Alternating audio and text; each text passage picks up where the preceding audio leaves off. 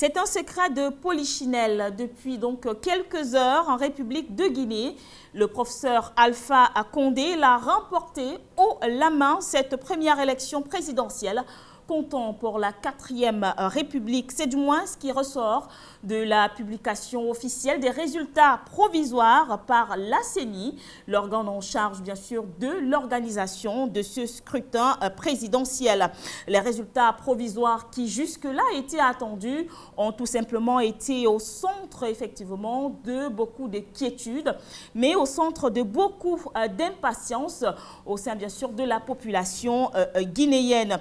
Pas que, parce qu'effectivement, des observateurs électoraux ont également effectué le déplacement pour la République de Guinée, histoire bien évidemment de vivre à fond cet autre processus électoral.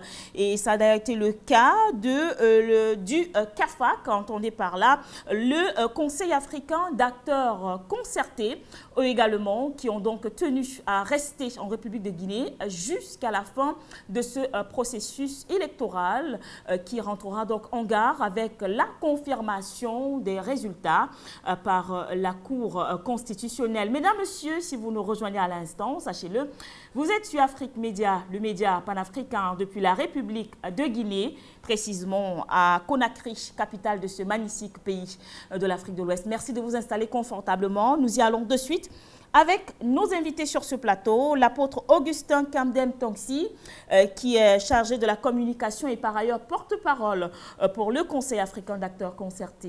Bienvenue chez nous. Merci Linda. Et effectivement, je suis l'apôtre Augustin Kamdem Tongsi, membre de la conférence des apôtres évangéliques africains. Mais ici, je suis là en tant que chargé de la communication de la CAFAC et aussi son porte-parole. La CAFAC, bien entendu, le Conseil africain d'action concertée. Nous avons été un acteur majeur avant, pendant et nous sommes encore là après les élections pour rendre, n'est-ce pas, aux autorités guinéennes, mais aussi à toute l'Afrique, n'est-ce pas, le résultat de nos observations pendant ces élections. On va dire que vous n'êtes pas seul. À nos côtés, nous avons l'excellence Ibrahim Tomota. Vous êtes ambassadeur pour la paix et par ailleurs secrétaire exécutif, je crois bien sûr, du Conseil africain d'acteurs concertés. Oui, je vous remercie. Comme je le disais, je suis Ibrahim Tomota, secrétaire exécutif de la CAFAC, Conseil africain d'action concertée, ambassadeur de paix de la Fédération pour la paix universelle UPF. UPF est présent dans 194 pays et a un statut d'observateur consultatif au Conseil économique et social des Nations Unies. Donc, de ce fait, notre venue en Guinée date depuis les législatives. Et nous sommes restés pour bien analyser, faire une étude du milieu pour arriver à ce que nous sommes en train de faire aujourd'hui. Alors, je vais rester avec vous, Excellence Ibrahim Tomota. Vous êtes arrivé justement en République de Guinée, vous le signalez encore tout à l'heure, lors des législatives, ce qui vous a donc permis de vivre en grandeur nature déjà l'avant-élection, de vivre l'élection. Et là, nous sommes en plein dans l'après-élection, si on s'en tient déjà à ces premiers résultats provisoires qui ont été rendus publics il y a quelques heures de cela par l'organisation en charge des élections. Alors, s'il fallait justement interpréter l'atmosphère politique actuellement en République de Guinée, ce serait quoi votre interprétation? Merci de m'avoir donné l'occasion. Effectivement, depuis les législatives et les élections référendaires, la CAFAC a pris une part très importante. Et après ces élections, nous nous sommes dit il faut rester parce que nous avions une vision. Et gérer, c'est prévoir. Et dans le domaine de la culture de la paix, nous avons été inspirés. Parce que qui dit paix, c'est Dieu. Donc nous avons été inspirés de mettre en place des activités qui pouvaient contribuer avant, pendant et après. Effectivement, le lancement a été fait à Conakry. Et nous sommes contents aujourd'hui d'avoir lancé ce concept avant, pendant et après. Qu'aujourd'hui, la population est en train de s'en approprier. Dieu merci, c'est bon. Mais le problème de la paix, ce n'est pas tout de par le paix. C'est un comportement qui doit commencer dans la famille. C'est tous les jours que la paix doit se cultiver. Dans la famille, dans le quartier, dans la commune, dans la région et dans le pays. Donc nous avons lancé ce projet que nous relançons encore et que nous attirons encore l'attention de tous les décideurs que si nous avons conçu ce projet, parce que nous avons vu quelque chose. Et c'est quelque chose que c'est là où nous sommes. D'accord.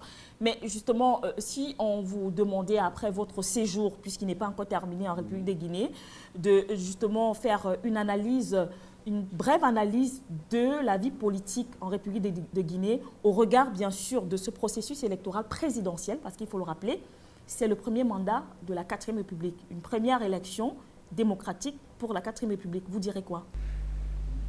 Pour ce premier mandat de la 4e République, nous croyons que les élections se sont passées dans le climat de paix, de quiétude, de sérénité. Et tout le monde a été convié. C'est ce qui nous a beaucoup encouragés et pour que la Guinée puisse s'exprimer au pluriel. Et nous avons constaté aussi que pendant ces élections présidentielles, il y a eu quelques failles.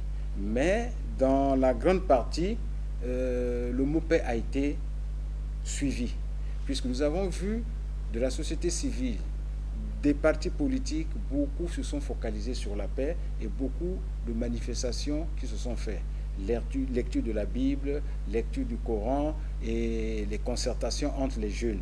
Nous qui avons sillonné l'intérieur et Conakry, mais Conakry était comme si on se trouvait au Brésil. Donc il y avait une ambiance bon enfant.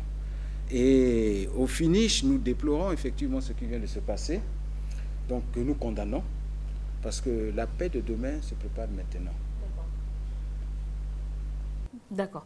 Alors, avec vous, apôtre Augustin Kamden Toxi, je voudrais justement que nous revenions un temps soit peu sur le début, mais en ce qui concerne essentiellement cette élection présidentielle. Il y a eu la campagne, et pendant cette campagne, il y a justement une ethnicisation, j'ai envie de dire, de la situation qui, à un moment donné, a failli prendre le dessus. Vous avez vécu cela avec, bien sûr, les populations de la République de Guinée, Conakry, Kissidigou, Kankan et toutes les autres villes. Quelle analyse pouvez-vous en faire? Merci Linda une fois de plus. Je pense que si nous parlons que de l'ethnicisation, nous passerons à côté d'une grande leçon de démocratie que la Guinée est en train de donner à l'Afrique et peut-être au monde entier. Je veux revenir sur le fait que cette élection est l'aboutissement d'un long processus, n'est-ce pas, électoral.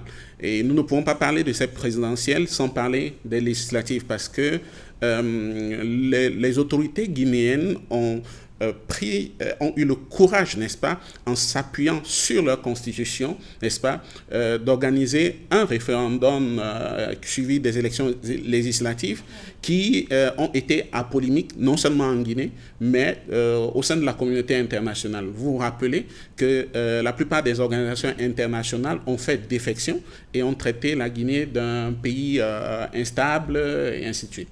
Et je veux saluer le bravo une fois encore de la société civile africaine qui est en train de monter, qui est en train de grandir, n'est-ce pas, qui n'a pas suivi, n'est-ce pas, ces institutions qui représentent les nations, mais plutôt de suivre la constitution guinéenne, le peuple guinéen, parce que pour nous, nous pensons que la meilleure expression de la démocratie, c'est lorsque qu'on donne, n'est-ce pas, la parole au peuple.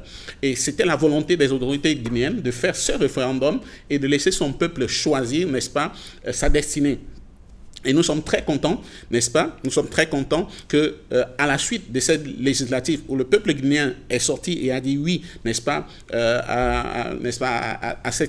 au référendum, que les autres institutions qui ont abandonné la Guinée en ce moment-là sont venus, n'est-ce pas, pour soutenir. Donc, ils ont donné raison, n'est-ce pas, au choix des autorités guinéennes et au peuple guinéen et pour accompagner cette fois-ci le processus présidentiel. Vous parliez de l'ethnicité. Vous êtes sans savoir que c'est aussi un produit, n'est-ce pas, de la colonisation. Nous sommes tous africains, nous sommes frères. Je suis heureux de me retrouver aujourd'hui à ce qui paraît être le centre de l'Afrique, n'est-ce pas, la Guinée. Et qui est aussi un pays modèle en termes de décolonisation, mais aussi en termes de démocratie, n'est-ce pas, pour l'Afrique. Donc, c'est réel, mais c'est un épiphénomène parce que l'électorat africain est en train de grandir et à comprendre les enjeux de sa politique, de sa démocratie et de son développement. Donc, nous avons outrepassé ces choses-là et aujourd'hui, on a un verdict clair du peuple guinéen. Et c'est ce qui me permet d'ailleurs de rentrer en plein dans le sujet qui nous incombe donc aujourd'hui. Ce sont des résultats, c'est vrai, ils sont provisoires, mais ils étaient tellement attendus par la population guinéenne, par la communauté internationale et même par vous qui avez joué ce magnifique rôle d'observateur. Alors, à la sortie d'une publication, même si elle est provisoire, comme celle que l'on a vécue tout à l'heure, comment est-ce qu'on se sent en tant qu'observateur? Est-ce qu'on s'est dit qu'on a quand même réussi à la mission pour laquelle on a fait le déplacement pour la République de Guinée? Bien entendu, au sorti du palais du peuple tout à l'heure, personnellement, ma joie était tellement grande, pas à cause principalement de celui qui a gagné, mais de ce que nous pouvons appeler le bout du tunnel d'un processus qui a été long et qui nous a vraiment appelés sur le terrain. Donc, nous sommes très contents, très fiers de ces résultats. C'est vrai, nous attendons toujours les résultats définitifs, mais qu'à cela ne tienne, nous pensons que force sera toujours donnée à la vérité et, n'est-ce pas, à la volonté du peuple guinéen. Alors, avec vous, Excellence Ibrahim, il faut quand même reconnaître que pour arriver à un tel résultat, il a quand même fallu batailler, là je parle des acteurs politiques guinéens, batailler pour que les populations puissent adhérer à ce concept qu'on appelle processus électoral et puissent se rendre aux urnes. Je parle là du taux de participation. Oui, effectivement, nous croyons que les partis politiques ont fait leur travail aussi, parce que le rôle d'un parti politique aussi, c'est d'informer et d'éduquer. Si aujourd'hui nous avons eu un fort pourcentage, c'est qu'à la base déjà, le message a été bien expliqué et bien saisi. Et les militants se sont en appropriés. Parce que voter, c'est tous les 5 ans. C'est le devoir d'un citoyen. Il faut aller exprimer. Nous l'avions dit déjà lors des législatives, parce que lors des législatives, il y a des gens qui se posaient la question, est-ce que demain on va sortir pour aller voter? Nous avons dit, ceux qui vont empêcher les autres d'aller voter, c'est du terrorisme électoral. Soyons clairs. Et tout le monde a vu, le lendemain, c'était un vote vraiment sans problème. Les vieux, tout le monde est sorti pour aller voter. Donc nous croyons que voter, c'est le devoir d'un citoyen. Il faut laisser à chacun, tous les 5 ans, d'aller s'exprimer et non de l'empêcher d'aller s'exprimer, d'aller voter. Et la leçon que nous tirons, c'est que le peuple guinéen est très fort, est très grand. Et de ce fait, nous avons lancé un slogan, Guinée d'abord. Guinée d'abord est un concept où, quand tout va mal et que l'extérieur croit que c'est fini pour la Guinée, les Guinéens se retrouvent pour privatiser d'abord l'intérêt supérieur de la nation. Donc on s'arrête. Mettre de côté, bien sûr, l'intérêt personnel et privilégier à l'intérêt national. Un message d'ailleurs qui a longtemps été prôné durant les différents meetings relatifs à la campagne électorale. Alors, avec vous, apôtre, je veux rester encore sur le taux de participation qui, voilà, a quand même connu une hausse contrairement à l'élection de 2015. Oui, on ne peut pas parler simplement de hausse, c'est un plébiscite. C'est tout le peuple guinéen, c'est 8 Guinéens sur 10. Nous sommes à 70, il faut le dire. Il ne faut pas juste dire que c'est un grand taux, il faut le dire. C'est 78,8%. Et je pense que de mémoire, ce n'est pas chaque jour pour une élection, partout dans le monde d'ailleurs. Je ne parle pas seulement de l'Afrique, parce que nous avons appris à caricaturer l'Afrique quand il s'agit des élections. Mais je défie même les Occidentaux que pour une élection, qu'on puisse avoir 78,8%, n'est-ce pas, de taux de participation. Donc, c'est un message fort.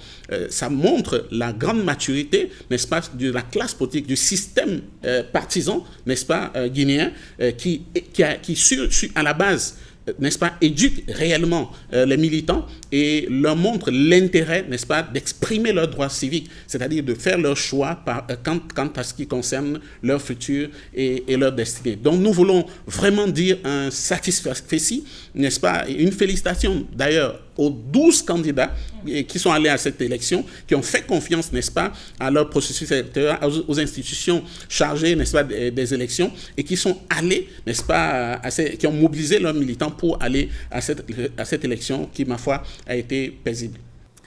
Alors, vos explications me donnent subitement une envie de vous poser la question de savoir qu'est-ce qui a bien pu justifier cet engouement remarqué le 18 octobre dernier, dans les différents bureaux de vote. Qu'est-ce qui a bien pu booster autant les Guinéens quand on sait qu'à un moment donné, il y a eu quand même, si on peut appeler ainsi, des fake news ou alors certaines informations qui ont circulé et qui faisaient croire au reste du monde que le Guinéen lambda n'est véritablement pas intéressé par cette 4e République. Naturellement, je pense que la Guinée et son peuple ont toujours surpris. Et je pense même, sans me tromper, qu'ils ont de l'avance sur l'essentiel des nations africaines qui ont connu la colonisation, et spécialement la colonisation française. Je crois que c'est l'un des rares pays qui a connu cette colonisation et qui aujourd'hui a sa propre monnaie, qui a sa propre banque centrale. Pendant que nous essayons encore de mobiliser les gens sortant du franc CFA, ils ont leur propre monnaie. Donc je pense que de façon culturelle, c'est un peuple qui est patriotique, qui aime son pays et qui a toujours milité. Vous imaginez, ils ont payé le prix fort de leur choix d'indépendance. Et pendant longtemps, ils sont restés enfermés, mais ça ne se sent pas. Ce peuple est resté solidaire, souverain et a toujours manifesté sa volonté de voir son pays, n'est-ce pas, se développer. Je pense que c'est effectivement déjà là le secret, n'est-ce pas, des Guinéens qui n'ont pas cédé. Effectivement, il y a eu tellement de fake news. Mon épouse, mes enfants, mes parents m'ont appelé de tous les côtés pour me dire, écoute, il faut que tu quittes la Guinée parce qu'il y a le feu, parce qu'il y a ci. Mais c'est vrai, nous déplorons effectivement le fait qu'il y ait eu des pertes en vie humaines et nous voulons dire un hommage vraiment sincère à toutes ces familles qui ont payé le prix de cette élection quelque part. D'accord. Alors, venons-en à la journée spécifique d'aujourd'hui, qui est le 24 octobre, une journée assez spéciale, non seulement pour vous, observateurs électoraux, pour cette élection présidentielle, mais également une journée assez spéciale et très importante pour l'histoire de la Guinée, à savoir les résultats provisoires rendus publics donc par la CENI, organe en charge d'organiser cette échéance électorale. Nous avons les premiers chiffres, même s'ils ne sont pas encore arrêtés de façon officielle. Alors, ces chiffres donnent vainqueur le professeur Alpha Condé, avec un taux de 59,49%, c'est-à-dire il dévance largement son second, qui vient avec 33,50%. Alors, est-ce à dire que jusqu'ici, on peut dire sans risque de se tromper que le professeur Alpha reste quand même aimé par les populations guinéennes? La preuve en est, c'est les élections qui viennent de nous prouver.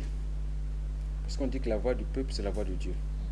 Donc aujourd'hui, si le professeur Alpha a eu le taux que vous venez de dire, c'est parce que beaucoup de Guinéens ont fait confiance en lui et on lui a renouvelé aussi cette confiance pour qu'il puisse être le premier pionnier à mener la Guinée dans la 4e République. Et je crois que dans l'ensemble, les élections se sont passées très bien, comme on a dit tout à l'heure, malgré quelques irrégularités, mais n'empêche que dans sa globalité, c'est le peuple guinéen qui est vainqueur. Et nous allons remercier aussi les forces de sécurité parce que nous avons sillonné les bureaux de vote, nous avons sillonné les commissariats, nous avons sillonné partout où il y avait les forces UCEL. UCEL. C'est une unité spéciale de sécurisation pour des élections. Tout le monde spécialement a été créée pour la circonstance. Tout le monde a vu pendant le jour des élections. Il n'y a pas eu de dégâts. Ce qui est venu après ça, c'est les politiques. Et nous attirons l'attention des politiques qui ont l'habitude, dans ces moments, d'utiliser des enfants comme chair à canon. Ça, nous n'en voulons plus. Et nous voulons d'une Afrique où il faut aller un homme, une voix. Et non des cadavres, marcher sur des cadavres, avoir des candidats des États virtuels. Ça, nous avons déjà fait un constat. Ça a commencé dans certains pays et c'est un processus qui est en train de continuer. Nous n'avons pas besoin. L'Africain est un, et en Guinée, tous sont des frères. Quand ça ne va pas, on s'assoit sur une table et on trouve une solution. Je vais vous révéler quelque chose. CAFAC, nous avons fait un constat depuis les années 90. À chaque fois qu'il y a élection, c'est le même problème que vous voyez. Mais ça finit comment? Il y a eu les morts. Mais les politiques vont s'asseoir, parler et signer la paix. Pourquoi ne pas commencer par le dialogue, la tolérance, la concertation et la paix? pour ne pas perdre ces victimes. La plupart, c'est des enfants et les femmes qui sont les premières victimes. Nous disons non. Nous disons non. Aujourd'hui, ces enfants, c'est l'avenir du pays. Mais vous les utilisez comme chair à canon. Une fois qu'ils sont tombés, les médias internationaux vous appellent pour diffuser. Nous disons non. Parce que nous avons une expérience depuis que la démocratie, le multipartisme est revenu en Afrique en 90. Donc, nous attirons l'attention des hommes politiques. Ce n'est pas des ennemis. Hein. Il y a d'autres, c'est des amis. Mais à un moment donné, j'ai mes idées, je défends. Une démocratie pluraliste, participative est bon pour le pays.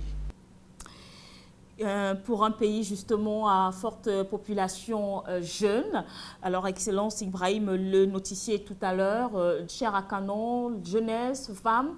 Mais c'est aussi une partie de la population qui a beaucoup œuvré pour le bon déroulement de cette élection, parce qu'à tous les coins de rue, ce sont des femmes, ce sont des jeunes qu'on a pu apercevoir durant le processus, et même encore tout à l'heure, après la proclamation provisoire des résultats. Merci Linda, une fois de plus. Je pense que l'Afrique doit pouvoir comprendre quelle est sa vraie richesse aujourd'hui. Ce que nous avons et que les autres n'ont pas. Ce qui fait l'envie des autres, c'est notre jeunesse. C'est notre jeunesse, c'est notre population, c'est notre chère population. Un politicien africain que je respecte a dit qu'il n'y a de richesse que d'hommes. Et je pense que la Guinée a démontré que sa première richesse, n'est-ce pas, ce sont ces hommes, c'est sa jeunesse, ce sont ces hommes, ce sont ces femmes qui ont pu faire une analyse réelle pour choisir un candidat. Vous parlez tout à l'heure de l'élection du professeur Alpha Condé. Je pense que cette élection, c'est aussi la clairvoyance d'un peuple qui peut faire la différence entre ce qui est bon et ce qui n'est pas bon, et qui, au-delà des discours politiques, excusez-moi de peu, parfois démagogiques, a choisi la personne vraiment qui pouvait mieux diriger sa destinée pour les 6 prochaines années. Donc nous profitons vraiment pour dire un grand merci, un grand courage, un grand bravo, n'est-ce pas, à ce peuple-là, qui n'a pas aussi, à cette jeunesse-là, qui n'a pas aussi cédé complètement au chantage de ceux qui en veulent à la Guinée. Comme un de mes collaborateurs le disait tout à l'heure, malheureusement, l'Afrique est riche aussi de ses minerais, de son sous-sol. Et lorsqu'il y a une élection présidentielle, c'est le moment, n'est-ce pas, pour ces rapaces, pour les rapaces, de positionner des éléments, de manipuler des éléments, n'est-ce pas, pour déstabiliser les nations africaines et profiter pour s'accaparer, n'est-ce pas, de leurs biens. On a plusieurs exemples en Afrique, notamment la Libye et tout le reste. Et nous voulons vraiment féliciter une fois encore les autorités guinéennes qui ont été vigilants, l'armée guinéenne, les forces de sécurité guinéennes qui ont été très très vigilants et qui ont été disponibles, n'est-ce pas, pour pouvoir repousser, n'est-ce pas, les assauts de ces manipulateurs. Alors, c'est vrai qu'on peut quand même dire beaucoup a été fait. Le plus grand nombre de kilomètres a déjà été parcouru durant ce processus électoral parce que nous attendons encore la confirmation de ces résultats par la Cour constitutionnelle. Mais dans l'attente justement de ces résultats de façon officielle, alors le Conseil africain d'action concertée prévoit quoi? C'est clair, vous resterez encore en Guinée, mais qu'est-ce que vous pouvez justement dire de plus à tous ces Guinéens, notamment ceux qui sont allés aux urnes, mais également à la classe politique guinéenne? Merci. L'appel que nous allons lancer au peuple guinéen, à ceux qui sont partis aux élections et à ceux qui ne sont pas partis aux élections, c'est de préserver cette paix. Car la paix est une richesse inestimable. La paix, c'est une bouffée d'oxygène qui est vitale à la survie de l'humanité. Donc nous demandons au peuple guinéen d'être vigilant, de ne voir que paix, paix, paix. De faire attention aux sirènes des sorciers, parce que c'est quoi? On cherche à fendre le mur pour que, excusez-moi de l'expression, pour que le lézard ou le margouillat puisse passer. Donc, unis d'un même cœur, d'une même foi, c'est la Guinée qui va gagner. Et nous félicitons aussi la CENI qui ne fait que d'année en année, monter en puissance et en organisationnel. Parce que pour ceux qui ne connaissent pas, on implique la CENI a beaucoup de torts, mais la CENI ne peut que faire avec la politique de ses moyens. Et nous félicitons encore le président de la CENI et toute son équipe, et effectivement Uzel, parce que Uzel, c'est l'enfant malade. Quand ça marche bien, on oublie Uzel. Quand il y a des problèmes, c'est les forces de sécurité. Or, les 2 élections nous ont prouvé que les Guinéens sont sortis tranquillement. Ce qui est venu après, c'est les politiques. Nous devons attirer l'attention à tous les politiques confondus, de tous bords. Parce que avoir un parti politique, c'est éduquer déjà le peuple. Mais si on commence à mettre dans les idées du peuple l'idée de casser des violences, mais le jour que vous allez venir au pouvoir, Madame Linda, qu'est-ce que vous allez faire? D'accord. Donc, nous conseillons au peuple de Guinée d'être dans la voie de la paix. Et qui dit paix, dit développement. Je vous assure qu'au niveau de la CAFAC a un portefeuille de partenaires investisseurs qui veulent venir en Guinée. Mais lorsqu'on entend les sirènes, les radios de nos tontons qui disent que ça ne va pas, ils sont à la porte, ils hésitent. Mais s'ils viennent, qui va gagner? C'est le peuple guinéen. Et c'est la Guinée qui sera un pays émergent. Parce qu'il faut faire très attention. Ceux qui voient loin par rapport à ceux qui ne voient pas cherchent à empêcher que vous puissiez atteindre vos objectifs ou bien là où vous allez. Je crois que l'Afrique est solidaire avec la Guinée pour que nous soyons tous vigilants. La Guinée qui gagne, c'est l'Afrique qui gagne. Une Afrique qui gagne pour une Guinée gagnante. Alors, apôtre Augustin Kamdem, quel message pour le peuple guinéen? Oui, aussi en tant qu'homme religieux, je veux remercier toutes les confessions religieuses, n'est-ce pas, de la Guinée, qui est un pays laïque d'ailleurs, et qui ont aussi joué un rôle très très important de paix. Demain, en ce qui concerne la CAFAC, notre président, notre premier responsable, M. Placide Boganda, donnera une conférence de presse, n'est-ce pas, et, qui n'est plus un secret. Ce serait constitué des appels. Enfin, il va lancer un appel aux politiciens guinéens, à l'ensemble des acteurs de la politique guinéenne, aux vainqueurs, aux vaincus, aux forces de l'ordre, aux médias que vous êtes, pour que nous puissions tous nous unir sur les mots comme paix, solidarité, partage, développement et ainsi de suite. Donc, voilà, mon dernier mot, c'est la Guinée, il y a une seule Guinée. Et quand vous êtes Guinéen, si vous quittez la Guinée, vous devenez étranger. Vos droits civiques sont limités. Donc, je veux faire appel à tous les Guinéens, que ce soit de l'intérieur ou de la diaspora, de ne laisser personne, n'est-ce pas, les tromper, mais de tous contribuer à ce que leur pays soit paisible. Merci à vous, apôtre Augustin Kamdem Tongsi. Merci également à Excellence Ibrahim Tomouta, tous membres du Conseil africain d'action concertée.